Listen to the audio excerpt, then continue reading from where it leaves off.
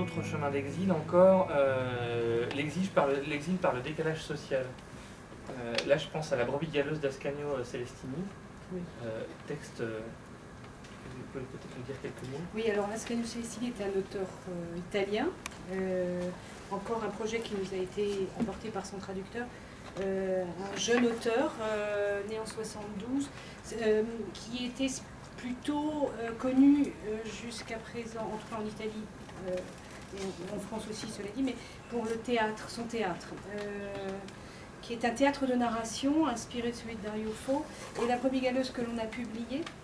Et d'ailleurs, à l'origine, un texte théâtral qu'Ascanio jouait seul sur scène, 1h10. Je vous conseille vivement d'aller voir sur YouTube. Il y a plusieurs séquences d'Ascanio qui dit ses textes, celui-ci ou d'autres, parce qu'il en a écrit d'autres. C'est absolument stupéfiant. Ascanio a décidé ensuite d'en faire un roman que nous avons donc édité, puis un film qui a été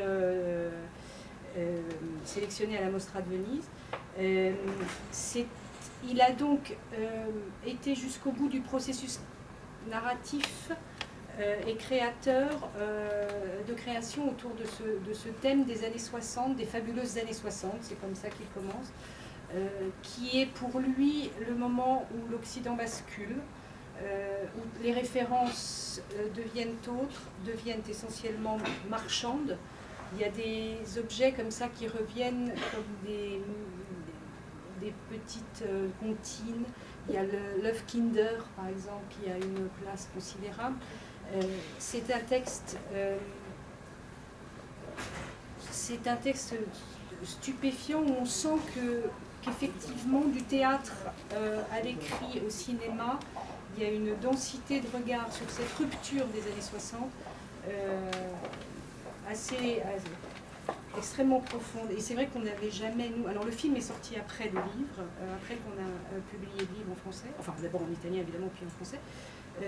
Mais on sentait déjà dans ce texte cette capacité à aller jusqu'au bout de cette fracture civilisationnelle en quelque sorte. Et chemin qu'il a entre ces différents moyens qu'il a utilisés.